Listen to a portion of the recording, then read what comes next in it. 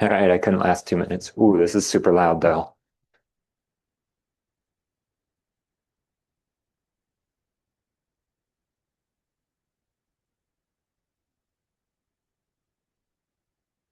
How about now? Does it sound crazy? You can't even hear me, can you? Hello, hello, hello, hello. That's the one. Okay. Welcome to Rise. So, when I created Rise, I had this very good idea of everything should be tactical. And it's like, this is how you generate leads. This is how you do an open house. This is how you follow up. This is how you do a buyer consultation, all of that. And I quickly realized that we're missing this big piece because the hardest thing in real estate is you. You are going to be your own worst enemy when it comes to real estate because real estate is simple. It's not easy. So you're going to come and you're going to be your own roadblock in wherever you want to go. And so this class is a lot more like mindset driven. How I want you to think, how I want you to be, and we're going to make some phone calls. And I know neither of you are licensed, and that's okay. Maybe more people will come in that will be licensed, but either way, you are allowed to talk to people because you're a human being and we have freedom of speech. So I don't care what Dean says, if you're licensed or not, we're doing it. So I call this Ignite Your Career because I want to lay basically like the footings of the foundation you're going to build. The rest of Rise is all basically the foundation. This is the footings. So house analogy. Yeah. So I've been in this position for 2 years. Um, and I was looking at numbers. On average, we have 7 new agents come into the program since I started every single month, 7 new people. And we do not have 7 people graduate every single month. We have a handful of agents that leave not just the brokerage, but the whole industry every single month. And there are some common themes, but the most common, most visible thing that I see is people aren't getting into action. And when I say action, I specifically mean lead generation. They're not doing the actions to lead generate. There are a few that do the lead generation actions, but don't do the lead follow-up actions. So those are very closely tied together, but they are different. It's like one's how do you go get someone's phone number and email, and then the other is how do you follow up with them until you get a closing. You need both of them, but where most people fail is they don't do the first, that they don't go and find enough people. If we just went outside right now and just started knocking on doors until we found someone that is willing to sell their house and does not have a real estate agent, that is a form of lead generation. And we would actually take a listing by doing that. But if we're doing it here at 9:38 in the morning, we're probably not going to talk to enough people. So we're going to have to knock on a lot of doors. Someone that we knock on their door, they're probably not going to be like, list my house today, type of an idea. And they're probably not going to have like that trust factor in you. So they're going to be like, wait, you're a stranger, like stranger danger. That's a real thing, even with old people. Um, so we have to build that trust. We have to wait for the right time. And then we have to make sure we get enough of these people. But if we get into action and do like the worst script really bad and just go door knock, at some point, like a blind squirrel finds a nut type of an idea. So if you feel like I'm not going to be able to do this, or if there's a little bit of doubt in your mind, or if you even just think like, I don't know how I'm going to do this. The secret to everything is momentum. Like, go do more than everyone else does, and you will do better. It's like this whole idea. Um, Gary Keller, he calls this idea of um, small goals, small action, or big goals, big action. So uh, with this chart here, it's like, okay, if you have this big goal up here or this small goal down here, you are going to do the action that gets you there, right? So if you look at any point over time, when you're right here, you're going to do just that's barely more than anyone else, right? Even here in the beginning, you're almost the same person type of an idea. But over time, the big models get the big results. And so then if you judge here, you're low, I'm high because I have a bigger goal and I'm going to take bigger actions to go find and figure out how to do that.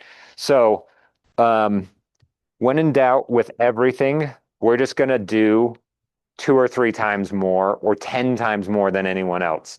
There's two great books on this. Grant Cardone has the 10x, what's it called? 10x effects, 10x something. 10x rule, I think.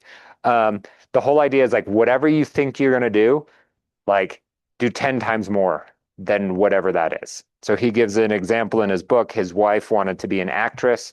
And so they go and they do auditions to try to get a part. And he said, well, why don't you just do 10 times more auditions than anyone else in the acting industry? And then you just get 10 more at bats, and you're going to either get better just naturally because you're doing it. You're just going to get better at the process, or you're just going to be in front of enough people that you're going to get enough parts, right? If we went and door knocked after this and you knocked 10 doors and you knocked 100 doors, who's going to win? The 100 doors every single time. Even though you might get something at 10 doors, you might get a listing. But if that's the ratio 1 in 10, then you're going to get 10 listings. And then who's going to have a better business? Because maybe one listing doesn't sell. Maybe they're unrealistic. Maybe they have a junky house and they can't fix it, or there's all these things that go on. But if you have 10 listings and a couple of those are junky or crappy sellers or won't lower the price or whatever. So when in doubt, we are going to take massive action. Okay. So if you want to do an open house, go big. Do that open house. Maybe do an open house during the week. Maybe do 3 open houses a week rather than just the one on the Saturday. Whatever you do, we can compound the effects. So today isn't about knowing everything. It's about starting. We are just going to start. I often tell everyone the analogy of jumping into a pool to learn to swim. That's what you need to do. You can't just stand on the side of the pool and do your arms because you're not going to learn how to swim. You have to actually be in the water doing. And so the problem is if you don't know how to swim, if I just say jump in the pool and you'll figure out how to swim, it's really hard to trust me on that. And I get it because you need a little bit of confidence. You need some of those wins. And so that's why you get like the swim instructor that's like, blow some bubbles and stuff like that. I did that in high school, by the way. So today is not about clarity, or today is about clarity, belief, and action. That's what we're going to work on. We're not talking about mastery, perfection, or having everything figured out. By the way, your first, like, I don't know, 90, 120 days, none of it is about mastery, perfection, or having it all figured out. I don't think I am a master at most of it. I am definitely not perfection in any of it, and I do not have it all figured out, even though I know more than most people in real estate because I'm an observer and a learner, and I love to share my information, and so that compounds upon itself because I'm constantly like, "Ooh, what's working for you?" And then how can I tell people that, and how can I go do it myself? So even though I'm further along than most, I don't have it all figured out. So, uh, no one started knowing it all. So you guys are literally in the spots. Like as you look at this wall here, this is the master of real estate. So you have to sell. It's right. They're gonna raise it at some point. But right now it's just $3 million worth of houses. So you could sell three $1 million houses or six $500,000 houses, kind of an idea. But some of these people sell ridiculous amounts, like 20, 30, 40, 50 houses a year type of an idea. And each one of them, some of them, it's funny because I literally know like when they started. Like I remember seeing them sitting in Ignite and like even like let's see, right here, Jared and Jordana, they came to our office not even 2 years ago. And now they're crushing it and selling it. Marcy over here, I helped hire and train her probably 11, 12 years ago. Like we have some crazy people. Jojo up here, he's like, I don't know, 5 or 6 years into the business and absolutely crushes it. Amy Timont, she started 2 years ago.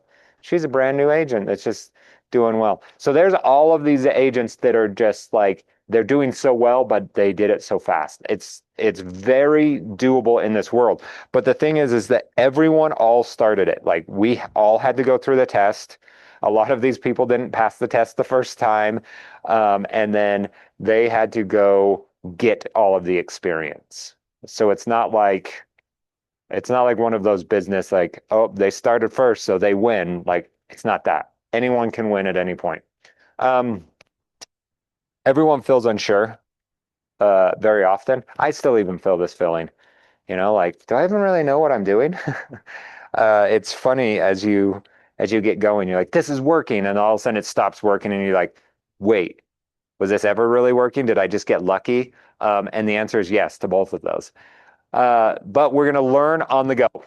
So a lot of what we're going to do is we're going to take action and we're going to learn the next step before everyone else. There's this Simpson episode. I remember nothing more about this, but I think about it constantly. I remember they were talking about money, and Marge is like, "Well, I can teach piano lessons," and Homer's like, "You don't even know how to play the piano." She's like, "Well, it'll be easy. I just have to say one lesson ahead of the student." And probably not a good analogy for teaching piano or a good idea about piano, but it's a great analogy for what we're doing. Like, you don't need to know the whole entire process or how to solve everything. You just need to stay one step ahead of the people that you're helping. And the good news is you guys are already way ahead of everyone else that you're going to help, right? Any buyer or seller, like you might not feel that you know a lot, but like we were even talking about questions from the real estate exam, like you know a lot of these things and normal people don't. It's not just common knowledge. Um, so the truth about success is take action before you're ready. Um, you guys want to hear a background story about Airbnb? So when Airbnb started, it was like a couple of guys that were like, hey, we have this interesting idea. Like, what if you could like stay at someone's house and like pay them to do it? And so they literally just like posted on Craigslist an ad like rent our house and stay here, kind of an idea. They didn't have the Airbnb website at all. They just posted on Craigslist. And then it worked. And they're like, this is working. But they still didn't even build a website.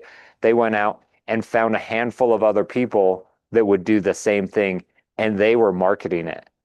Then they realized that they needed better pictures. So they hired a photographer and they paid to have these professional photography people go in to take pictures, and they would go with the photographer and meet the seller and start talking to them and start figuring everything out with them. And only after all of that did they start to build out a website of what everyone wanted. So they just went and got into action. They were technical guys that could go out and build a website and scale it up and do all of these technical things, but they didn't do all of that first. They went and they took action, and they're like, let's just rent a house off of Craigslist. Let's just get some more people. Let's just figure out how to do all of this, and then the website can come later. That's kind of it. We're just going to get into action and do things. You don't need a website. You don't need all this fancy stuff. Everyone that's going to talk here in Rise, they're going to come and you're going to be like, they have it all so figured out. Well, there's two things about that. Number one is they're up here talking, and when you talk, from the front of a room, it seems like you have everything figured out. They don't. And number two, they've all been in this business for multiple years. So if you feel like I need all of this right now, you don't, because when they started, they didn't have it all either. So you don't need it all. So how this is going to work? Attend the classes. We have all of our top agents coming to do this. After each class, we have some sort of homework to do. Some of it's going to be like, do this before the next class or over the next couple days, or do this right after, and it's going to take a little bit of time. But I want you to take action immediately. So this might be like the second that the instructor stops talking, there should be something, some action to take. Well, as I throw things, it's usually directly related with the class. Take the time to do it. So here's the secret about real estate is nobody really cares if you succeed. I mean, I care if you guys succeed, but like no one actually cares. But it's like I remember this so well. When I was in middle school, I was on a soccer team and we would have to go run around the field. And uh, you know what you do? You don't run all the way to the corner and then turn and keep running. No, no one does that. What do? You get close to the corner and you cut it, right? Hence the cut corners kind of an idea. And one day, my coach saw that everyone was doing this, and it kept getting progressively worse and worse and worse. So we were basically running in an oval, not on that. And he said, you know what? If you cut these corners, you are the only one that you're hurting because you won't be in as good of a shape. And it's the same thing. He had us do some push-ups and he realized that some people would stop a little bit short or just do like little, like not real push-ups, like go deep, go hard, and you'll do a lot better. It's the same kind of thing. So when you are going to take action, like be a leader of yourself to actually go take that action because some of the stuff is going to sound dumb and you're going to be like, I don't want to do that. And if you do it, you will be a better agent than if you do not do it. So, for example, after the buyer consultation, we have you practice the buyer consultation. And a lot of agents will actually just get up and leave or just chit chat here. And that's fine because a lot of them are going to make it in real estate. And if you say, you know what, let's just actually do the framework. Let's actually do this real thing. Let's actually practice. If you do a little bit more, you're not cutting the corners. You're not cheating yourself. You're going to get better. And so go ahead, take those actions, but there might not be anyone holding you accountable. This is not like high school where the teacher is going to be like, hey, you're not doing your homework or anything like that. You're going to be not alone, but it's on you to succeed. I'm here to help everything, but I'm not your boss, right? I'm not going to be like, oh, didn't do the buyer consult, you're fired. It's like, you didn't do the buyer consultation, you're probably going to struggle when you have a buyer type of an idea. So take action, and this is all on you. If you don't feel ready, take the next smallest step that you possibly can and think about it because that I might not be ready might just be fear. All of the best things live on the other side of fear, right? Are you guys married? Okay. Secret is talk to more people. Just kidding. But imagine you never went up and talked to your wife. Like you just never introduced yourself. Like you wouldn't be married. Like that might be a scary thing, like approaching a stranger or meeting new people, all of this, it's scary. But if you went and did that, like all this great stuff comes from it. So uh, get ready. Greatness lives on the other side of fear. That's probably a quote from someone. If not, Dibs. Dibs, it's a quote from me. Okay, real question. How much money do you guys want to make? Let's just talk 2026. Like, what would make this year awesome?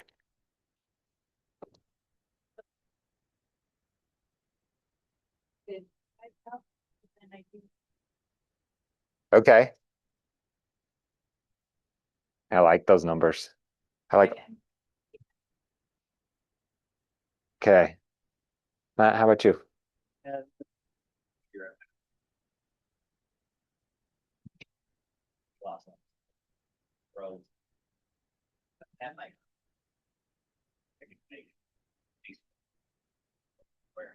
Yeah.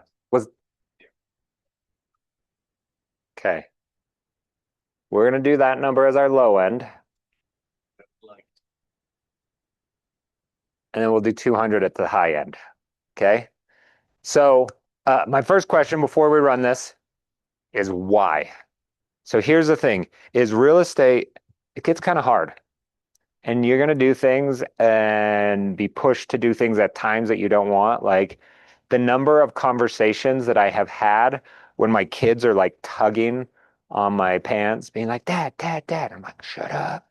Um, it's crazy. And if I didn't want to make more money, I would be like, yeah, I gotta go. Bye. Boom.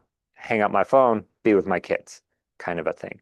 Or the times where you're on vacation or at dinner on a date, whatever, and you're sending a couple of quick text messages, like things like that. Or, you know what? Sometimes I'm just like, yeah, I'm not feeling it today. I don't want to do this. And then I think, okay, but if I don't do it, it compounds upon itself and I'm not going to have business soon. So if you don't have a big enough why that we call it, then you're not going to want to take the action. Great example of this is if I wanted a six pack, I know exactly how to get a six pack. I need to eat better and I need to do some sit ups, right? If I do those things, I will get a six pack. But I don't care enough. So if I think, oh, I should get a six pack, you know what? I'm still going to drink that Mountain Dew. I'm still going to eat that pizza, and I'm still not going to do those sit-ups. I've been trying better at that because I feel like if you have a strong core, like the rest just falls in line, right? So you have to come up with a reason that's so important. I used to ask new agents, how much money do you want to make? And they would throw out numbers like this. And then I would ask them, what's the least amount of money that you make? Like literally, if it was $1 less than this, you're like, I quit. I'm getting out of real estate. And I used to do that because sometimes you just kind of lower your standards, right? We tend to run away from pleasure more than we run away or run towards pain. Nope, nope, I got that all backwards. We run away from pain more than we run towards pleasure. And so if your pain is like, oh, if I don't make 35 grand, I don't live. If you make 34 grand, that's either going to push you to go get a new job or push you to go work harder in real estate so that you can pay all of your bills. But if you're like, I would love to make $200,000, I bet you won't make $200,000. You're probably going to make close to 35. So if you have a big enough reason, though, like it's almost like a pain that you're not achieving that reason. So you're running away from pain, but your pain isn't, I made 34 instead of 35,000 kind of an idea. It's I didn't hit my dream. And so that's painful. And so you're running away that. Uh, let's see, what would you do? What would that do for you? What are you willing to do? These are all great questions to ask yourself. It's kind of some of that internal work. So I want to talk about money here. So how the money really works. GCI is gross commission income. This is what comes to the brokerage at a closing. Uh, Typically, I ask for 3%. I have asked for more. I have asked for less from buyers and sellers, but I would always default to 3%. Now, this is negotiable, blah, blah, blah, lawsuits, all that stuff about it, but you can choose whatever you want to do. I suggest doing 3% because that's normal. Everyone's willing to do that. Seller, unrepresented buyer. Ooh, yes. Yes. So if you're representing the seller and yep, you list the house, an unrepresented buyer comes in and wants to buy it. So on the exclusive right to sell, you're going to pre-decide this when you're getting it signed. And you're going to put in basically there's three numbers you put in. It's what are you going to get paid? What are you okay to offer a buyer's agent? And then what do you get paid if there's no buyer's agent? And so I typically use this as a way that I would be like, yeah, I discount my commission. And here's how I do it is normally you just pay me 3% and we pay 3% to a buyer's agent. But if I go find a buyer that's unrepresented, then it's only 4.5% rather than the 3 and the 3, so 6%. So you're going to save a percentage and a half if you can help me do some of this marketing and do that. So you get to decide that beforehand. But in our brokerage, you cannot do dual representation, meaning you can't represent both the buyer and the seller. And it makes sense why, right? Because imagine that you're selling your house and you're going to buy it, okay?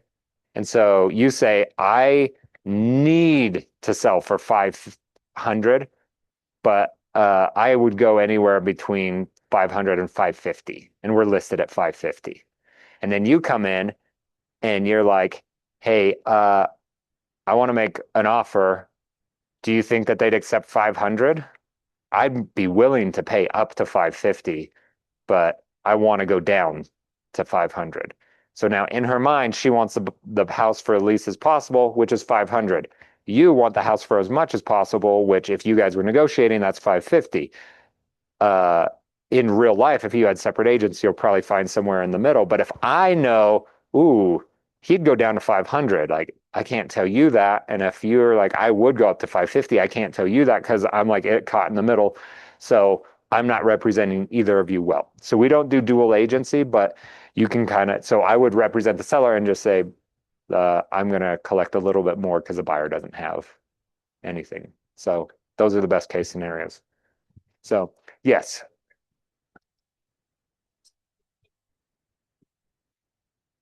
Yep. Yep. So you could, yeah, you could be like, oh, you do want a buyer's agent? Yes. Go talk to this other agent and she'll represent you. And then you can even say, pay me a referral fee. And so even like you could get a chunk of her commission type of an idea. Right now, on average, commission is probably somewhere around a little over 12,000. I'm going to say 12,500, but we're not going to use that as our numbers because it's not clean and easy for me to do math.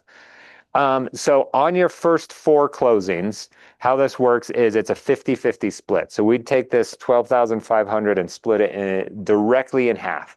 This is what I call as a true split because some teams say that they have a 50-50 split, but it's a little bit different. So in this scenario, you'd get 6,250 and the office would as well. And then we're going to use our money to pay your KW cap that you have and they pay me, they pay Brittany. We have a handful of expenses like Ritz and all this putting online, all that stuff. So that's what our side goes to. When you finish your four, you are considered capped. So every year in Keller Williams, you need to pay, it is $18,000. It's actually, there's two caps, right? A lot of people in Keller Williams don't even know this. There's two caps. One is $15,000, which is our local brokerage, and one is $3,000, which is Keller Williams International. They are separate, but you usually cap at the exact same time, so they seem like one big cap.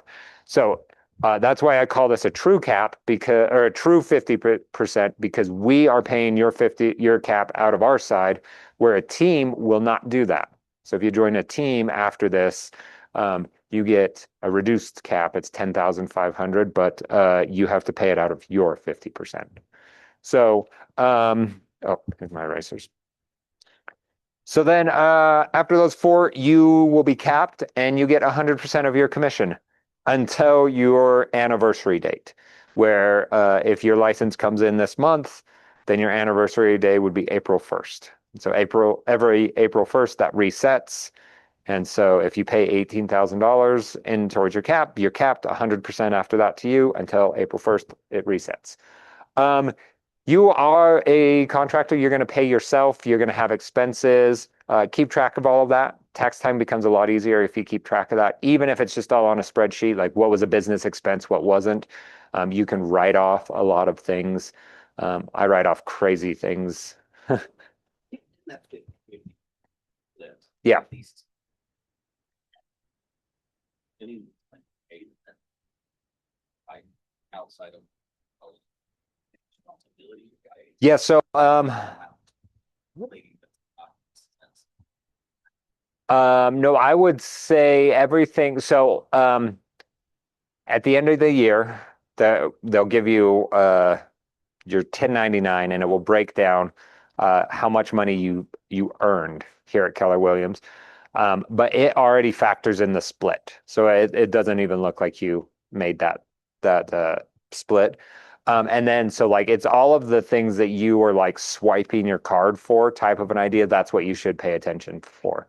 So like if you ever go for like lunch that is considered real estate, which all of my lunches are real estate lunches. You get a write-off mileage on your car. So like track how far you're driving for showings and things like that. Typically coming to the office isn't that, but if you had to like go out of your way for something real estate, that definitely counts. If you're doing any sort of marketing, so like an event, me and my wife for our real estate team, we're doing Mahjong. You guys have ever heard of Mahjong? It's like old Chinese ladies play it. Yeah, tiles and stuff. We're doing an event for that because she loves playing it. So we bought a bunch of the tiles and everything you need to play. We're going to buy a bunch of snacks. We're going to do it down here. So we rented out this room. All of those expenses are a write-off because it's marketing. Now there's like a gray area of this because she is inviting all of her friends to come do it, and we're just buying all of this food for the event. So if she just hangs out with her friends and buys food, is that a write-off? Like if she talks about real estate, yes. If she doesn't, no. So like we'll go crazy and talk about taxes and stuff like that, but just know like you're gonna have some expenses like renewing your license every 2 years. You have to pay your dues, the MLS, like all of these fees. Keep track of those because you're going to be able to write off all of that. So even if you make $32,000, you might be able to write off half of that. And so to the government, it looks like you made $16,000. And they're going to be like, oh, you didn't make enough money. Here, have everything that you need. And you're like, thank you. Thank you so much, government. So we're going to run through this little thing. It's called the economic model. So Gary Keller wrote about this in the Millionaire Real Estate Agent book. Basically, it's just business math. So we are going to start with like the end in mind is how much money we want to make, and we're going to do the math backwards to how much work we need to do for it.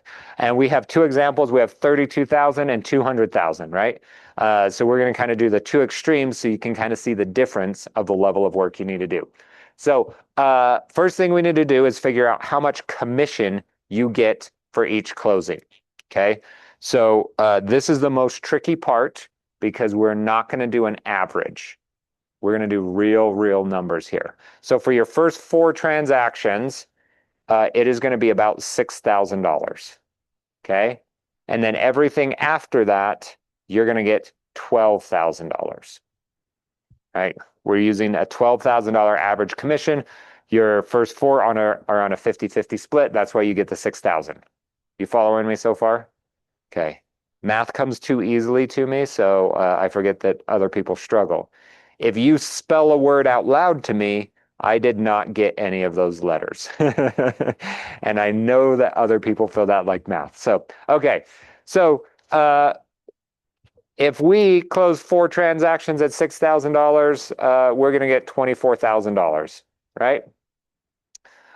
So we'll need to close one more. So we have 5 closings to get $32,000. We're actually going to get 36, which is good. So if you can close 5 transactions in this first year, you're going to at least hit your numbers that you guys were talking about. So we calculated the required transactions.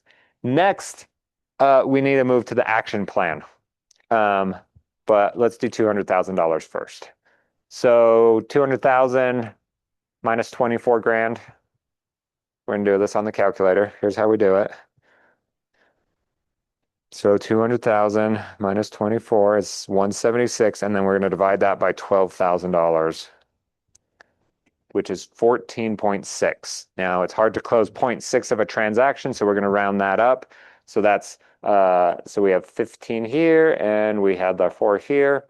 So we need to close 19 transactions.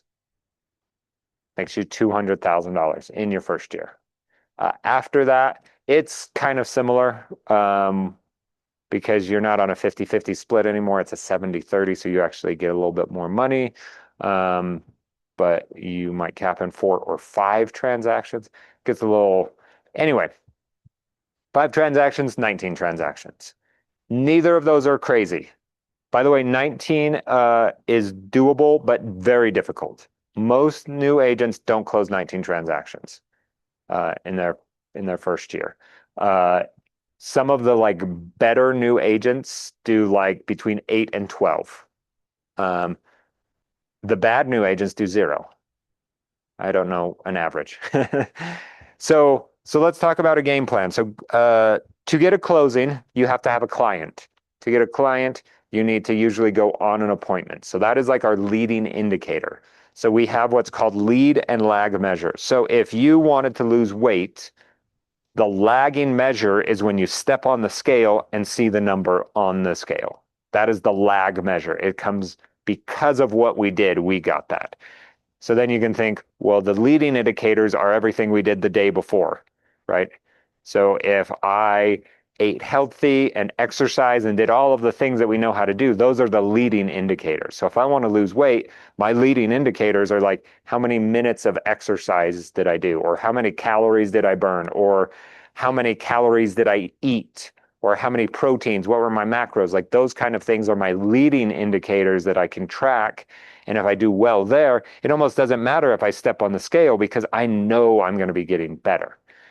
So we have the lead and the lag measures. These are lag measures, right? If you go get a client today, it will take them so long to find the house or sell the house, and then you help them. They go under contract, then it's still 30 days until the closing.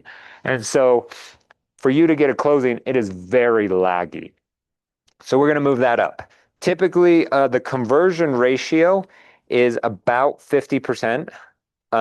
It's like 52%, but I like round numbers a lot better. So typically, you have to go on twice as many appointments as you get closings, right? So if someone's like, hey, I want you to help me buy a house or sell my house, typically you need 2 of those to get 1 closing. So we need to meet, have 10 appointments, or what is this, 38? 38 appointments to get there. So then the question is, can you go find 10 people or 38 people? And sometimes it's even easier than that because if someone's looking to buy and sell a house, that's 1 person, but 2 transactions. So like if you found someone that wants to buy and sell a house, you need 10 of those or 5 of those people. And then half of them don't have to work with you, but the other half do. Kind of an idea. Friend.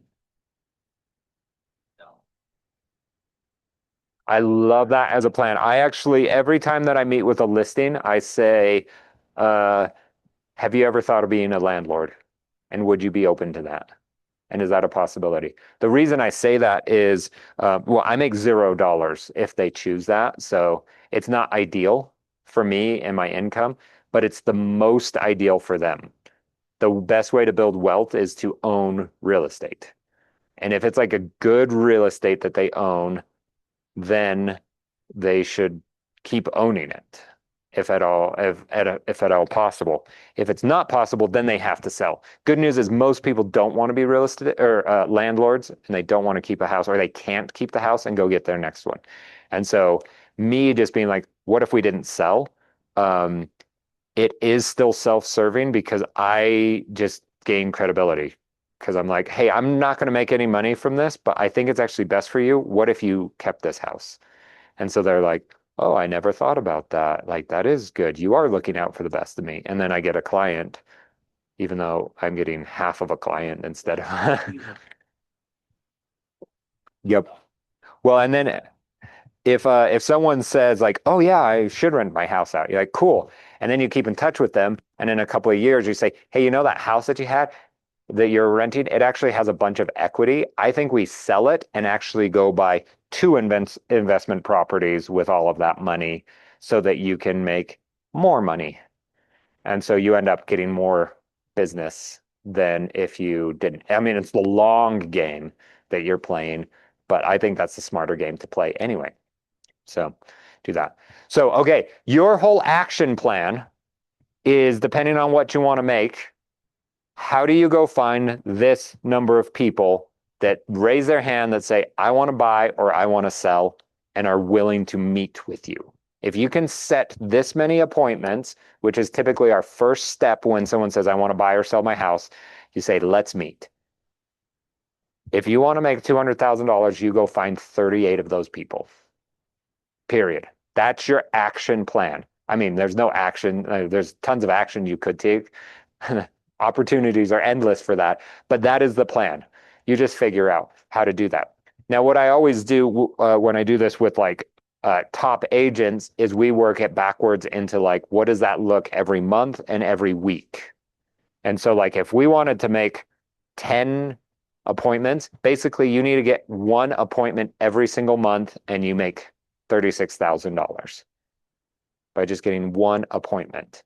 So even though you guys are new and you don't have your license yet, we're going to start setting up our next appointment because there is some lag in getting an appointment. So we're here in March. I want to 100% know you know who you could meet with in April. So when you pass the test and when your license finally gets here, you already have someone ready to go. And then as you line up your April, we're going to line up a May and June, July, all of it, all the way through. And we're just going to have a pipeline of people that it say, someday I'll meet with you, someday I'll buy a house, someday I'll sell my house. And you can start lining up all those appointments. Yeah, Weeks. That's close. yeah.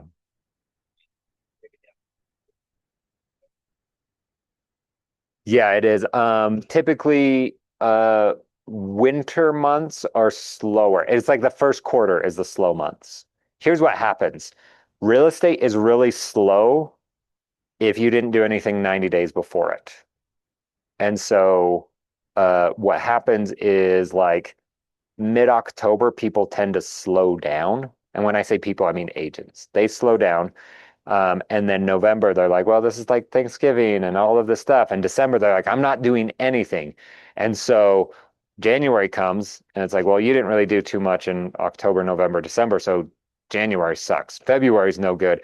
It's starting to heat up in March because you kind of have things that you did. And all of a sudden, April, it's like, oh, this is great. And it's like, yeah, well, of course, you had nothing in January. So all you did in January was try to find people. And you're like, why is April so good? Well, because it's 3 months later. And then you're stressed in February because I still didn't get anything in January. And so you work even harder. And then all of a sudden, June, or is that May? May is way better. And then June's even better. Like, and you just set up your whole summer and then you just have this great summer. And so then you're like, well, I don't really need to work so hard in the fourth quarter. Like I had this great summer and then your first quarter sucks.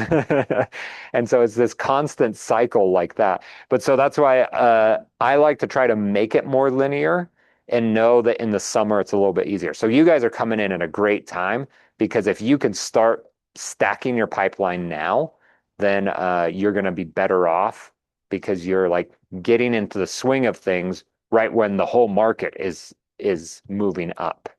So to move to this 200,000, the 38 appointments a year, that might seem a lot if we compare it to 10, right? If I'm like, you're going to do one a month, and now I'm like, hey, you're going to do four a month. Or I guess that's like three a month.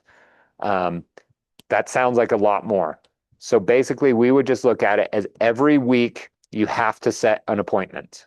That's your whole goal. Whatever you're doing, it has to lead to an appointment. So like you go do an open house, you just figure out like, how do I get an open or an appointment from that? You're calling your sphere, how do I get an appointment for that? If you're door knocking or FSBOs expired, like however you're finding your closings and your people, it's how do I go get one appointment this week? So again, if we looked at like this little chart that I build, we have 10 down here and we have 38 up here, which these build you to be like that 36,000 or the 200,000. We want to take actions that lead us to 38 appointments because if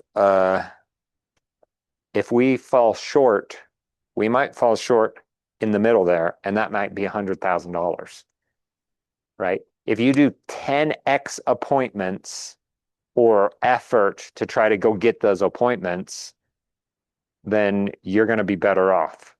So we're going to in default to, I don't really like it, but like hustle mode. Like that's not me. I'm like efficient mode. Like, how do I go build this the best thing? But if we just like, okay, let's go hustle for a little bit until we solve all the things, figure all of this out, and then we can build systems around how do we go get 38 appointments rather than just uh one a month type of an idea. And so that's going to be the action plan. And we can break this down. There's a couple of tools that I really like for this. So the real example, 100 grand, 12 grand commission, you need about 10 closings. So nothing crazy. Like that is so doable. And there's agents in their first year that do this and they make $100,000. How crazy would that be? Like think about your life. Like take a little minute here and imagine we fast forward like a whole year from now. And we're sitting here and you're up teaching Ignite here because you guys are so cool. And I'm like, hey, remember when you first were sitting in Ignite here? And I was like, whoa, what was 1,000 or how much do you want to make? And blah, blah, blah. And then you're like, oh yeah, I made $100,000. Like, how would your lives change? Like, like it just crazy, right? Yeah, yeah. You know what's crazy? This is real. Like, gosh, last year, Aaron and Judd both did it on their very first year. Before that, Amy, Courtney, and Kylie did it. Who else did it? There's a couple more. They literally made $100,000 in their first year. Like this is not unreasonable. None of these people are crazy talent. I mean, they're talented in their own special ways, but they're not like unique and special and crazy. They're like normal people that are pretty average. This sounds like I'm being mean to them. This is a compliment to them, but also it's attainable. This is real. Like you could have life-changing amounts of money this year. It all just comes to this front end work because you need to find the people. If you don't have the people, you don't get the money. So again, you don't need to know every contract detail or technical answer, every process, anything like that. We're going to be one step ahead in that. You just need who do you talk to next? And you're going to run out of people to talk to at some point, right? Because we're going to start with your sphere of influence, the people you know, like, and trust, because those are the easiest people to talk to and the easiest people to get deals from. And then we're going to move to some more uncomfortable type calls, like, oh, you haven't talked to this person in a decade. And then there's also the whole idea of like all of these unmet people. Like, let's go door knock. Let's go call expired listings for sale by owners. Like, let's go figure out who could potentially sell our house. Let's do open houses. Let's do that. So, so Gary Keller has this whole, I don't even know what to call it. He calls it the 6 personal perspectives. Basically, it's a roadmap to get anything that you want in life. But most agents in Keller Williams, even that know the 6 personal perspectives, don't realize that. Like Gary Keller literally calls them steps as well, and they're in order, a very specific way. And it kind of makes sense if you like think way too hard about this. But we're just going to follow these because they're all very important. So number one, and we started this, it's commit to self-mastery, know your goals. Boom, we wrote down your goals. See, we're following this plan already. So these are on the wall, by the way, because they're that important. It's like the only thing on the wall are like who's cool in real estate and 6 personal perspectives, because they get talked about that much that we need somewhere to be like, look over there, this is number 3. So the first one is commit to self-mastery. You uh you have to commit to yourself that you are going to master and do these things. So what you need to know here is your goals, and then you need to know you. Like, what are your strengths and your weaknesses? And then we're going to figure out how to work with both your strengths and weaknesses to master the necessary knowledge, skills, and habits to reach your goals. Trying to think of a good example of this. The example I always give in this know your strengths and weaknesses is like, I'm good at math, right? I never had a math tutor in my life. uh, my mother did suggest that I get a tutor for English multiple times in my life. I always think, where would I be in life if instead of getting like a tutor to teach me English, which she never ended up doing, but the borderline there, kind of an idea. So if instead of doing that, if they would have hired me a math tutor, like, hey, you're pretty good at math, let's get you better at that. Like that would be like focusing on my strengths to make them stronger. And I probably would not be in this. I'd probably be like some sort of programmer or something like that. I don't know what else you do with math. I would build AI right now. What? I missed out on that. Thanks a lot, Mom. Um, but I do need to like harness in and build up some of my weaknesses, right? Because if I'm weak in English and I can't explain myself, even though like I know exactly what I'm doing, no one's going to take me seriously. Like if I'm like, I'm so good I can build AI, but if you're like, oh, what's AI? I don't know any of that. I'm like, it's just this thing that does stuff. And you're like, yeah, I'll invest $100,000. I invest, here's $100 million. Go build AI. No, you wouldn't. So you do need to improve your weaknesses, but you also should focus more on your strengths. The good news about business is everything's a group project and you get to choose who's in your group. So like, for example, I chose Brittany to be in my group to be the transaction coordinator. I am good at paperwork and all of that stuff, but I hate it. I don't like doing all of it. I did it for years and I'm like, never again. And so I hire Brittany for all of my transactions and I say, sorry, Brittany, I did a poor job on the paperwork. Fix all of this. And she does it. I don't want to remember all of the dates and be stressing all of the time. So I outsource some of that to her. I still need to like be there and stuff like that. So we're going to work with both your strengths and your weaknesses to master everything that you need to reach your goals. If you feel like I have a weakness that I cannot overcome to go reach my goals, you need to figure out how can you get past that enough so you can then outsource that weakness to someone else.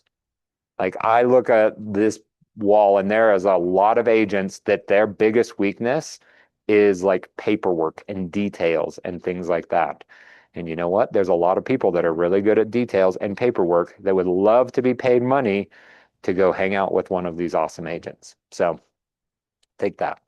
Um, so focus on your strengths, remove your weaknesses. So once we have committed to this self-mastery, we are going to be the masters of ourselves in any specific domain. The next step is we need to focus on the 20%. So this is the Pareto principle, if you've ever heard of this. Some Italian guy, I think, came up with this. He realized that 20% of the plants in his garden yielded 80% of the vegetables.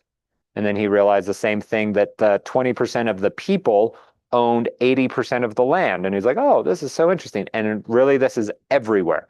So in business, it's 20% of your efforts, the things that you do will yield you 80% of the results. And so why would we not just focus on the narrow to get the most results? Because the opposite of this is if you focused on the 80% of things, you would get 20% of the results. And that's what a lot of new agents do. Gary Keller has defined 5 things that are the real estate agent's 20%. It's lead generation, lead follow-up, go on appointments, negotiate, and skill build. Now, here's the thing. If you do not build your skills and focus on lead generation and lead follow-up, you will never get an appointment. And then you will never need to negotiate. So I whittle this down into 3. You need to build your skills. So good job, you guys are here. You're doing that. And then a lot of this will be on you practicing, right? Because me talking to you up front here, it's getting some education, but education without action is entertainment. So you need to go take action on this. And this might be practicing some of the things or doing some of the hard things. And then lead generation and follow-up. If you just did those, even if you were bad at them, you are going to end up going on appointments that lead you to negotiating. You'll notice that some important things here to make money are not on there, like showing homes. Like one day you might be like, I never want to show a home again. And boom, you hire a showing assistant that all they do is show homes for you. Like that's a real job in the real estate industry. You may never want to go on. I don't know what else you do. You never want to talk with the seller again. Great, you can hire someone. Like this is where you get to have fun and support your strengths and your weaknesses with hiring, but focus on these things. You cannot outsource lead generation, lead follow-up, and building skills for sure, for sure. So that should be your big three right now. Emphasis on lead gen. So this one's my favorite, by the way. So then our next step is we are going to move from E to P is what it's called. So it's entrepreneurial to purposeful. So what this is we all kind of have this fundamental ceiling of achievement. You know, like imagine golfing. If you just go out and golf today, like we could all kind of be at the same level. Like, and we're all going to be at different levels, but like we are at our level and you just kind of stay there. You don't really get better. You don't really get worse. Like it's just kind of like your game. If we decided today collectively, we're going to go pro in golf and we all need to get better. Well, we are going to keep hitting our ceiling of achievement and get disappointed. And then we're going to be like, what are we going to do? And then it's like, no, let's do this. And then we're just going to keep hitting our ceilings because the way that we golf is wrong. I don't know. Are you a golfer? Okay. You might not golf wrong. You golf. Okay. We golf wrong. I actually am a decent-ish golfer with zero consistency. So like when I hit the ball, like it looks like I know what I'm doing, but the ball doesn't seem to know that. So if Tiger Woods came in here and he said, "Hey, you're holding your club wrong," I would be like, "Oh, thanks, Tiger." And I would do whatever he said. And as I'm swinging my club, you know what? It would feel wrong. And it's not wrong. It's actually right. It is purposeful. It is not what comes natural to me because my entrepreneurial is natural. And that's why I'm hitting my head on my ceiling of achievement. But if I become purposeful and do things right through coaching, training, and consulting, then I become purposeful and I can achieve something higher than what comes natural to me. Problem is, what comes naturally is so easy. It's comfortable, you know? Like if I'm doing my swing and I'm like, that's how I swing. And he's like, don't do that, do this. And I'm like I would feel so weird. And I would have to do that over and over until that weird felt natural. And you guys are going to have to do that to get over here. Now, the one caveat here that I'm going to say is some people have a goal that live underneath this fundamental ceiling of achievement, right? If you are LeBron James and you are so naturally gifted at basketball that just being 18 lets you go into the NBA, like maybe you don't need to get purposeful. But LeBron James even got purposeful. If you remember when he first started, he was really good, but he also sucked. Like when he took a shot, he wouldn't make most of his shots. Where he made most of his points is he could drive and dunk and do all of the things, and he outworked everyone. Now he's a way better shooter because he got purposeful about shooting. So if you're just okay, like if your natural fundamental ceiling of achievement is like, I closed 10 deals, you're like, I never want to close more than 10 deals in my life, then you never need to get purposeful. You get to do what comes naturally. But if you are like 99% of the agents out there, you are going to hit a ceiling below what you want. Or even at some point, you're going to be like, man, I wish instead of doing 10 closings, I did, what was our math? 19? Like, I'm sick of making 100 grand. I want to make 200 grand. And so how do I go from 10 to 19? Well, it's get purposeful. And so we're going to have models, systems, accountability, and we're going to do some things that come unnaturally. So get ready for that because it's going to feel weird. And that doesn't mean wrong. So if you're like a couple of these examples in real estate life is if I'm like, you should call these people. And you're like, oh no, I just text people. It's like, well, yeah, because texting is more comfortable. It's what comes naturally. Where making a phone call, it comes unnaturally And you know what? You get better results from phone calls. Or the one I would say looking in a mirror to myself is you should post on social media. And I think, well, I hate posting on social media and I don't care to engage with people. And I don't think people really care what I say because that comes naturally. So I don't post. But if I wanted to level up my game, I would do what comes in naturally and post on social media and do all of those things. So get ready to do things that you like, I wouldn't do that. But guess what? This ceiling, it will end, if you become purposeful, it will raise up. And this red line up here will become your new ceiling. And then at some point, this will feel very natural to you. And then you'll have to break through a new ceiling. And that's why you'll see agents that will be like, I can't close more than 10 deals. And all of a sudden they break through and they're like, I can't close more than 20 deals. And then they hire an assistant and they're like, I can't close more than 50. And then all of a sudden they have a small team and they're like, we can't close more than 100. And then they do something else and they're like, I can't close more than 250. And then they can't close more than 500 and then 1,000. There are natural steps. And I see it at every single level. They hit a ceiling and they need to change something. So we're accountable. We have our goals. We're doing our 20%. The next thing is be learning based. So we are not going to be knowing for knowing's sake kind of a thing. We're knowing for doing's sake.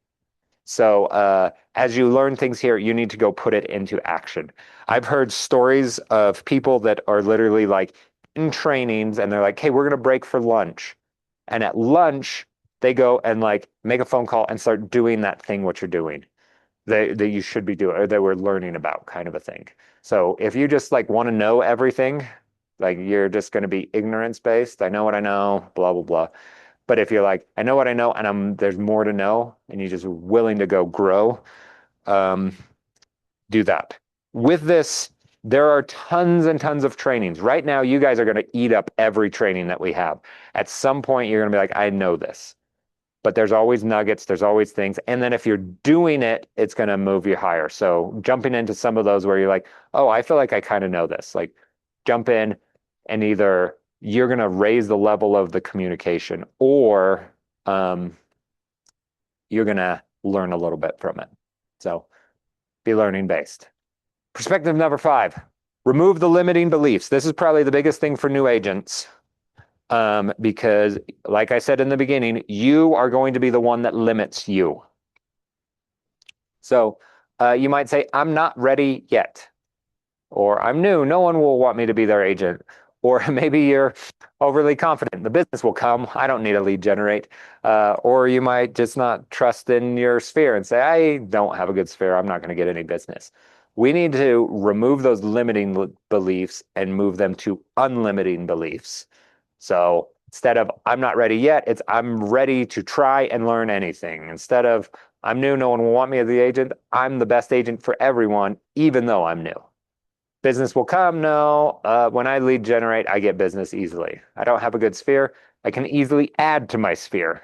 Like basically, I want you to be optimistic in the best way. Like you can be realistic, pessimistic kind of a thing, but then you need to look at things like in this way. So I want to know right now if I said we're going to stop everything we're doing and make phone calls to at least 10 people to talk on the phone to 10 people, what would be your limiting beliefs?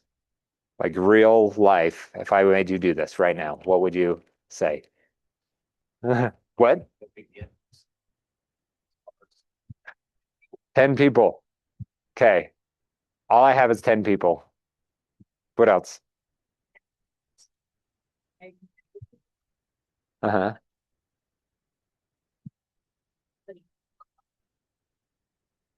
What do you mean by putting yourself out there? Uh-huh. But it would be hey, I'm an unlicensed agent. Are you? Yeah. It's almost like where do we even go with our conversation? Good. These are easy. Okay. Let's turn these into unlimited beliefs. How would you be this like who's the most optimistic person that you know? trying to think of like TV shows where they're like overly optimistic.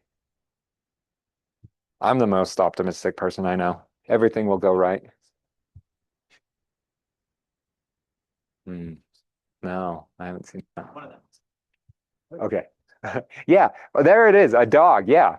Yeah. You want to be as optimistic as like a dog. It's like nothing will go wrong. Everything is right. So the reason that we want to do this is because our brain listens to our brain listens to our thoughts. Is that how you would say that? Like we are actually like paying attention. Like we have all of these thoughts, and for some reason we listen to them. And we like are like, oh yeah, maybe that's real. And then if we don't take action, it's almost like, so if you're like, oh, I'll never close real estate with my sphere because it's not good. And then you make a couple of phone calls to your sphere and it doesn't go well, then we have like results. So then we're like, hey, thoughts that you had, like these results are validating it. And so then that becomes stronger. And it's this like negative pattern that we have. But if you think, I'm really good at networking. And so then you're not like, I'm not going to go get a closing from it, but it's like, oh, I can network like crazy. And so then you start calling your sphere and being like, hey, I'm new in real estate. I really want to meet a whole bunch of people. Like, who do you know that I should talk to? And someone's like, oh, I don't know anyone. And you're like, no, no, no. Like, I'm good at networking. And so help me out with this. And they're like, oh, wait, you know who you should talk to is this other agent. And you're like, well, that doesn't help me, but I'm a good networker. So let's call this agent.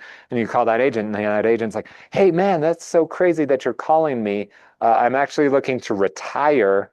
I've been in real estate forever. It's gotten really well. And I'm looking for someone to like take over my business. And you're like, boom, look at all this business. And all of a sudden your brain is like, I am a great networker. Look at all these things that I do. And so then you're just going to get better results because you think these positive thoughts. So whatever you're like, ooh, this might not work, like think, how could I turn this into a positive? You know, like the best example is this, like I'm new. No one will want me as their agent. I hear that all the time. It's like, ooh, I'm not new. Like, why would someone hire me? Like, well, you're new, so you're going to hustle more than anyone. If you hired me as your real estate agent, let me tell you things that I would not do that I have heard new agents do. I would not come to mow your lawn. Definitely would not do that. I have heard multiple agents mowing lawns.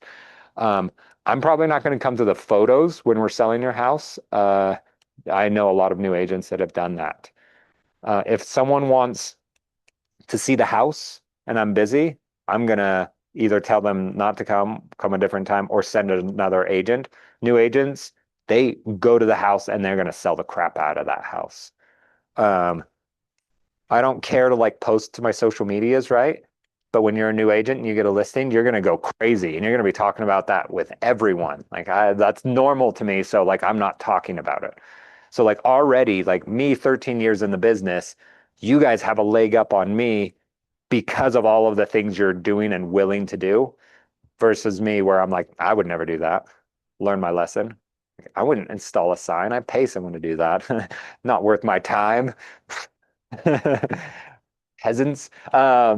No, but you guys will go and do more than most of agents. Like even these agents on the wall, like some of them are super awesome with all the things that they do. You will probably go above and beyond and stress way more than they will about their listings, their buyers, whatever. So you're going to be a better agent for a lot of people because you're new. And so like things like that, like you need to almost convince yourself of these things. So your brain's like, yeah, that might be right. And then you need to go look for validating factors that you're like, that is right. And then your brain will think that. And so one of them that I do is I tell myself like I'm a money magnet. Money loves me. And so every time I ever get paid, I tell myself that. Like even like dumb little things like someone's like, "Oh, hey, thanks for doing that. Here's $10." I'm like, "Yeah, I'm a money magnet." And then like my brain is just like, "Well, I'm a money magnet. Like everything I do is just going to attract money to me." And the more that I do things and believe that, and the more that I validate that, like the more that it actually works. You know? Elon Musk probably was never really that great at business, but he kept telling himself he was that great at business. And then he like sold a business and it worked. And then he started something else and it worked. And he keeps validating that he's good at business. And so he's like, I'm great at business. Like has he been dumb at business? Like maybe, like he bought Twitter for way too much money. Like that was dumb. But now as like people are like, oh, that's so smart that he bought Twitter. He rebranded it to X. No, that was stupid. Like he had a great brand and people still don't know. Is it called a tweet or is it called a post or not? Like what's it called? Like that's dumb. But people are like, but Elon Musk does it, so it's so great. It's like he's self-valuate or self uh reinforcing his I'm great at business, and now the rest of the world thinks it. And he is good at business. It's got me too. So we're going to do that. We are going to remove our limiting beliefs and get uh, actual beliefs that will unlimit us. And then the last step, and this is the most important one, even though it's not my favorite, it is the most important. There's two types of people in this world. Those that are a victim and those that are accountable. Never be a victim. If I could convince my children of one thing in the whole entire world, it would be this. And if I could tell you how many times I have yelled at my children, like physically mad at them for being a victim, like probably more than anything else that I get mad at them for. Like, I don't know, they fight and stuff. They were like, my kids were all fighting in our van yesterday. I have 5 kids, so you can imagine. And I was talking to my wife and I was like, so like, remember when you were a kid, how you used to fight with your siblings? And then you kind of grow up and they're like your friends now. If we didn't get mad at our kids for fighting, would they still be friends? Or is it like because your parents got mad at you that you're like, maybe I shouldn't beat up on my brother the whole time and now you're friends? Like, I don't know. Like it'd be really nice to just be like, they're fighting, but they're in the back. Okay, so anyway, that's being more of a victim rather than accountable. So I don't want to do it. So okay, here's the negative, the victim. So when something happens to you, how do you react? Are you going to be like be ignorant about it? You're not going to seek reality. You almost fight against reality, and then you start blaming other people. This is typically where you can see it on others. I was watching a BYU game a couple weeks ago, basketball with my son, and he kept blaming the refs. And he's like, the refs made us lose.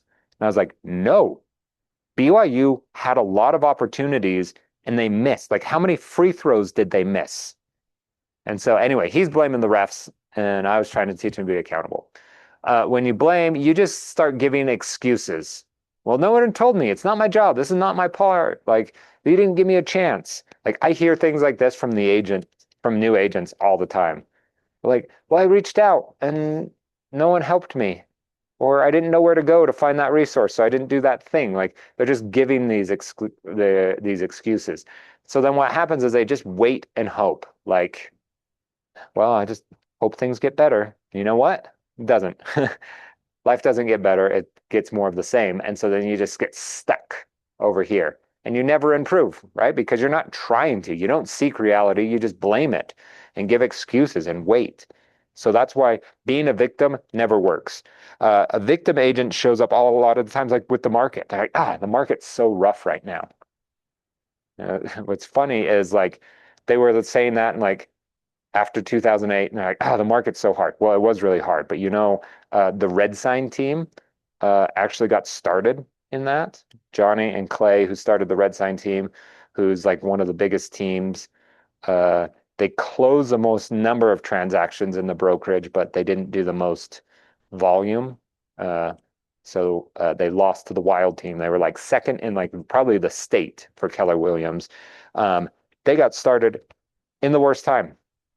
But so they would do that. And then it's like, then the market got better, but they're like, it's different. I don't know what I'm doing. Then they would blame that. And then like in 2020, when everything was going crazy, they're like, well, I can't keep any buyers because I have to write too many offers. And there's just excuses about that. And now it's like, homes don't sell as fast. So this is awful. Have to work harder. It's all excuses. Blaming everything else, never taking reality. How you want to be is you need to seek reality. So like, what's the situation? Like, let me assess. Let's see what's going on. Then you acknowledge it like, okay, this is how it is. You need to own it. And this is where you start to see it, like someone's like, ah, my bad. Like you're owning it. Next is you find solutions like, okay, well, we have this problem. Like, what do we go do now? And it's funny, I often ask that of people, like buyers and sellers, they're going to complain to you all the time.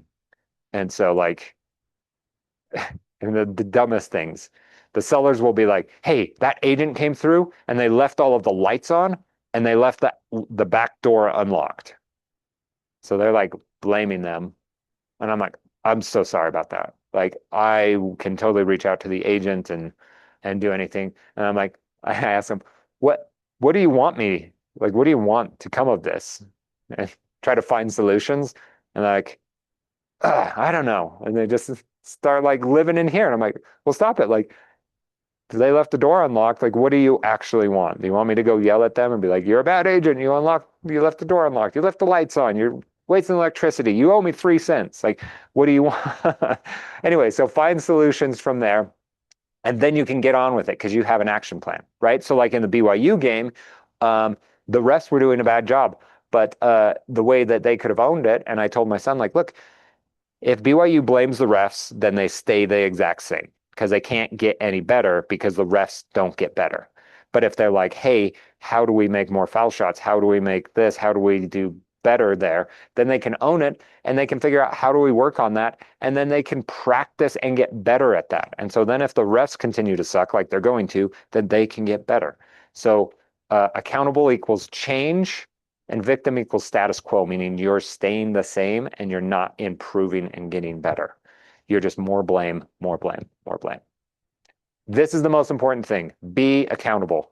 And I'm okay if you come and blame and not blame me, but like start here and do the venting if you need that.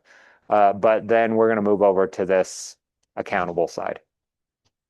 Very important here. So last thing, we're going to talk about conversations and then we're going to do some conversations. So you cannot build this business without conversations. That might be comfortable, might be uncomfortable for you. So what we're going to do is we're going to follow a framework to answer your limiting belief. What do I say? Real estate is about building relationships. So that's all we're going to do. So we're going to use this framework called FORD. So it's family, occupation, recreation, and dreams. Some people call this FROG and change dreams to goals. Still works. So this is just like the natural small talk that you're going to do. Hey, how's your family? What are you guys up to nowadays? I haven't seen you in a while. How many kids do you have? How old are your kids? Like those random things. Occupation. How's work going? What do you do for work nowadays? Blah, blah, blah, blah, blah. Recreation is you do anything fun lately? Or, oh, hey, I saw on Instagram that you just took a vacation. Where'd you go? Like, that looks super cool. Should I go something? And then dreams, this is the hardest one, so we'll talk about it in a minute. If you do these three things, this is a normal conversation. What's nice about this is when you ask someone a question, they typically ask it back. So one of the questions I always like to ask is, how's work? Or what are you doing for work nowadays? Or are you still working in this? And then they'll say, yep. And then they'll be like, oh, hey, what about you? What are you up to nowadays? And then that opens the door. And you're like, well, actually, I'm getting into real estate. I just need to pass my test, or I just am waiting for my license to get here. And then I will be a real estate agent and I can help people buy and sell houses. Super excited for it. Then you can take that conversation wherever you want. You can ask them questions. You can talk more about yourself.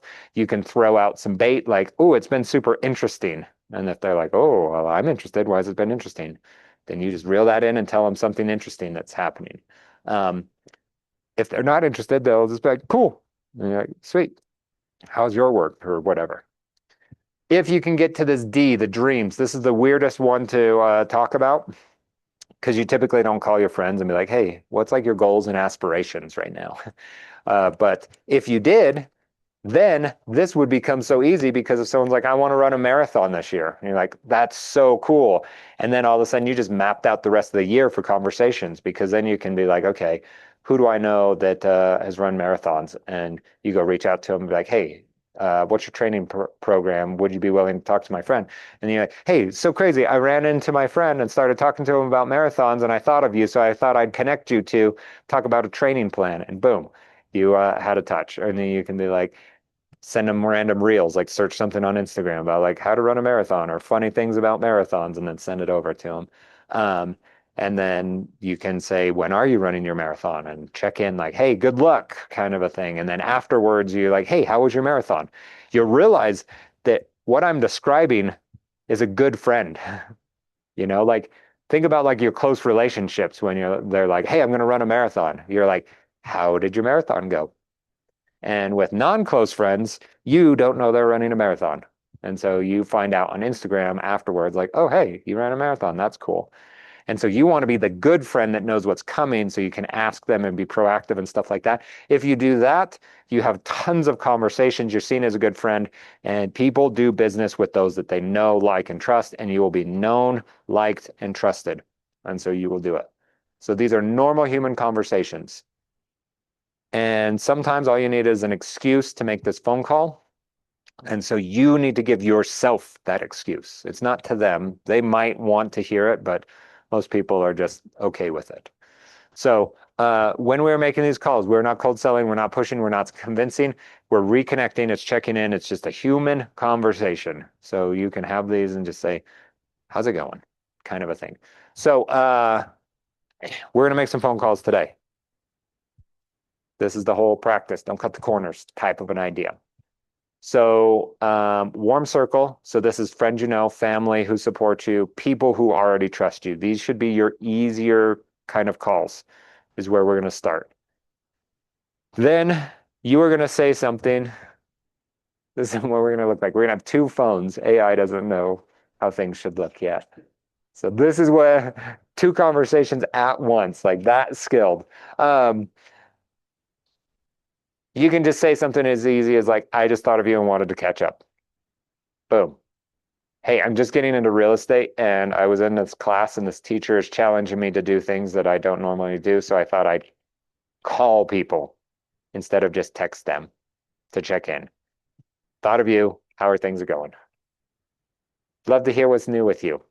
By the way, the easiest phone call to do all of this with is like your grandma. So if you need a first call, grandma is a great one because she'll be so happy that you called and she'll like to be on the phone with you. And you can practice all of these things, ask her all these forward questions to get it flushed out. And then you can start calling the rest of your family, whatever, like that, your friends, whoever else you want to call. Again, if you need an excuse, I am making you, and you're doing this for a class. If you don't need an excuse, don't do any of this.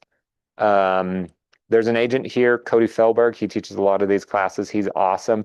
His whole calling plan is whenever he's in the car, he calls people because people don't question why you're calling them if you're driving. You're just like, hey, I thought of you. I wanted to catch up. I'm just driving, so I thought I'd give you a call. You can have a quick conversation. Boom, you're done. Questions about these phone calls? Are you guys nervous? You're going to talk to your friends? That's the scariest thing. You have to call your family? Ugh. No. This is what's funny is some people will tell me I would rather call people I don't know than people that I do. And it's like, yes, I get that. If we're talking, you need to sell them real estate. I'm not talking about that. You don't even need to mention real estate, but I want you to at least say that you're getting into real estate. That is all you need to talk about real estate. If you don't do anything past that, that's great.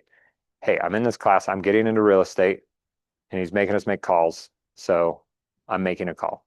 I don't even want to talk about anything else. How are you? Like you could say something like that. So this is not like one of those MLMs, right? When you get a random message on like Facebook or a DM and someone's like, hey, and you're like, oh my goodness, I haven't talked to you in like a decade. Like, what's up? What are you up to? And they're like, nothing. Just had this crazy business opportunity I want to run by you. I'm like, I love business. Tell me more. Well, it's the supplement, and you just have to meet with me. And then if you can get people below you that will sell the supplement, then you make all of this money. I'm like, you don't even want to be my friend. That's not what we're going for. This is I want to be your friend and I'm in real estate. Let's be friends. And then because people buy and sell based off of life events, specifically right now. Maybe 5 years ago, people decided to move because they didn't like their house. That is not a thing anymore. People move because of life events, divorce, death, new jobs, having kids, kids moving out. Like all of those things are why people are moving now. If you know what's going on in their lives, you are more likely to be able to reach out to help them to move. Or if you just are in contact with them, then they know you're in real estate. And when those things happen, you're their first one that they're like, hey, we're getting a divorce. We need to sell the house. Or my grandma just died. We need to sell her house. Like those are the kind of calls that you start to get. And it's always weird with that death one.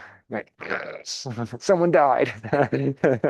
My buddy called me the other day and he's like, oh, my dad just died. He has 3 rental properties.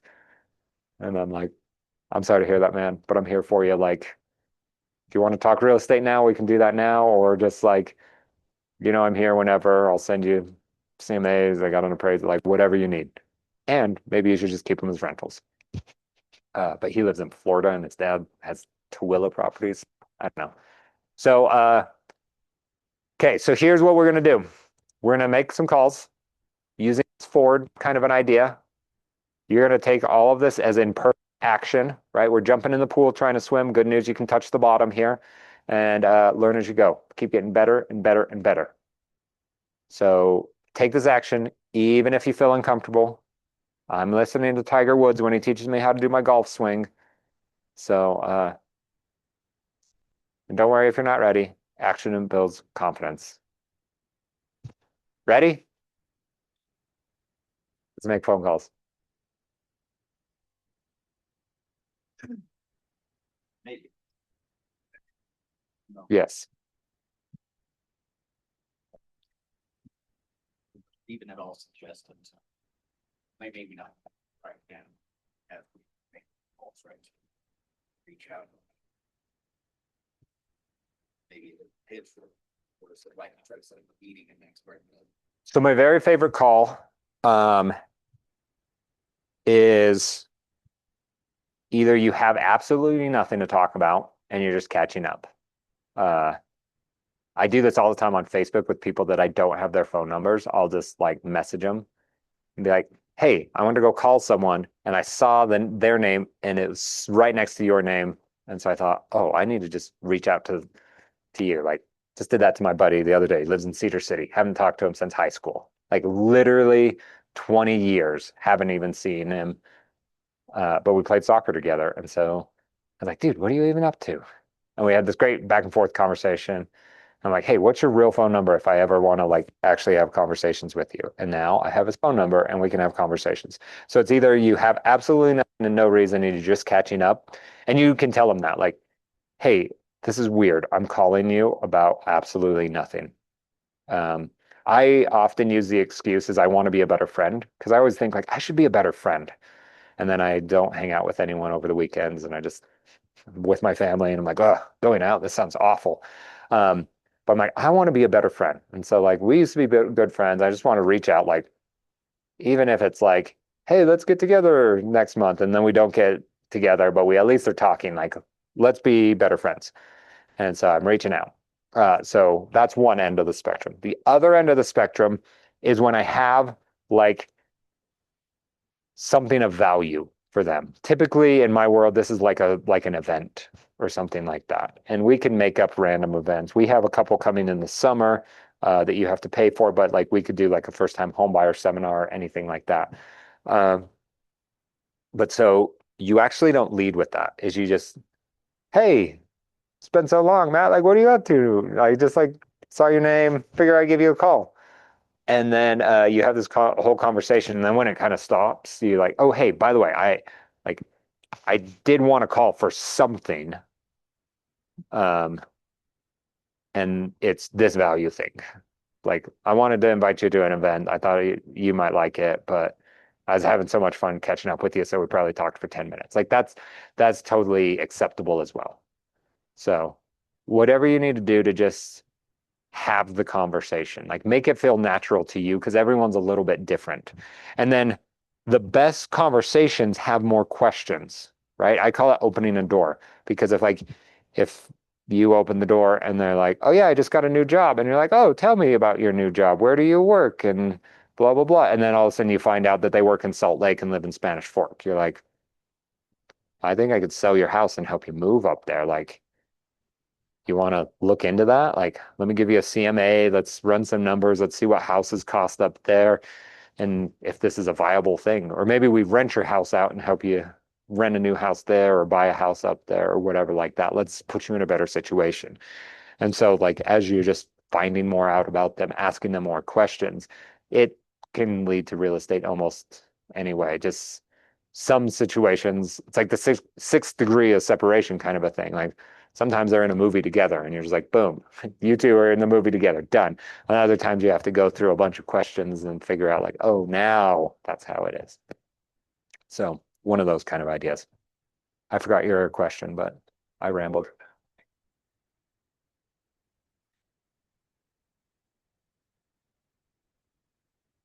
No, just reaching out. They're calling like itch, I guess. Oh, yeah. Yeah. So What's it? We also can't like avoid it. so there's some people that you could call today and your conversation could be like, "Hey, I just got into real estate. I'm looking to build my pipeline. Who do you know?" Like that could be the full call. The way that Shoni describes this is it's almost like a relationship bank. And if like your whole life you've just been depositing into this, then it's real easy to go take a withdrawal and just say, "Hey, who do you know that I should know that's looking to buy or sell real estate?" Super easy. If you have not been depositing at all and you make that withdrawal, like you're going to be like rejected kind of an idea. So some of it is like you're just going to build the relationship and just be depositing things. And it might just be you're depositing things because in the future you're going to want to withdraw something. Or maybe you're just depositing and you never will take a withdrawal and you're a great saver or something like that. And then the bank will call you and be like, "Hey, you have too much money. Like, let me give you some." type of a conversation. So if it's like that, then great. But so some of these people you'll have the relationship with and you can just ask directly. Other people you're going to have to build the relationship before you can just be like, "Hey, by the way, like, who do you know that I should know looking to buy or sell real estate?" But if that's like the whole reason behind your call, then they're going to be like, "That was just a withdrawal. It was just a long conversation for a withdrawal rather than a deposit." And so sometimes you're going to do some deposits that have nothing to do with real estate. And those are the best things because people want to actually help you. Like, the world is out for your good. You just don't know it. And so you have to just like plant people in your way to do good for you. And so the more people you get in your path and that you're talking to, the more good that's going to come from it. See, optimist right there. I'm just an optimist. Yeah, so these might all just be like deposit, deposit, deposit, deposit kind of conversations. And then in the long term, you can always withdraw from it. Yeah. And then in the future, some of the withdrawals, we're going to disguise them as like hey, I'm going to deposit and withdrawal at the same time. Like one of my favorite value adds is like, "Hey, I'm in real estate, right?" And they're like, "Yeah, yeah." It's like, I send houses to people all the time, and I know that people love looking at houses. So I thought, well, what if I just started sending people houses? Like, if you were to move, where would you move? And that's like literally my conversation. And they're like, "Oh, well, I'm not thinking about moving." I was like, "Yeah, I know, I know." Like, but like, if you were to move, like, where would you move? I'll just send you houses every couple of weeks. It's not that hard, and it's kind of fun for me too. And then if you ever get houses, you can look at them and kind of dream or whatever. Like, where would you move?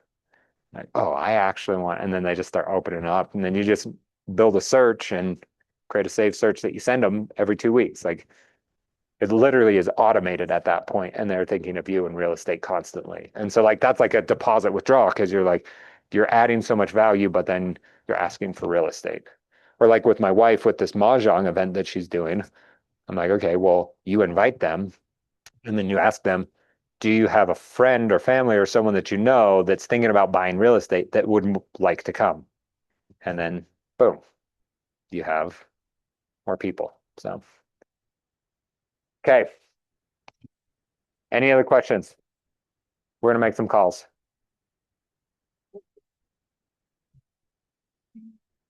Do some of the CRM, and like, maybe take notes. Yep. So long term with this is what you'd like to do is take notes. Because imagine the goal should be to have 10 conversations a day. If you have 10 conversations in a day, those are going to blend together. And then if you're like, okay, 3 months from now, I'm going to call them again to check in or whatever, the whole marathon type of idea, you're checking in on their dreams and you're like, what did they tell me again? Like all of a sudden you're the bad friend that forgot they were running a marathon. Yeah. So take notes. For now, you can even just write it on scratch paper or whatever like that. And then in the future, we'll build the database, which is our next couple classes. So, housekeeping. On Wednesday, we do not have a Rise class. We do have a class on Command.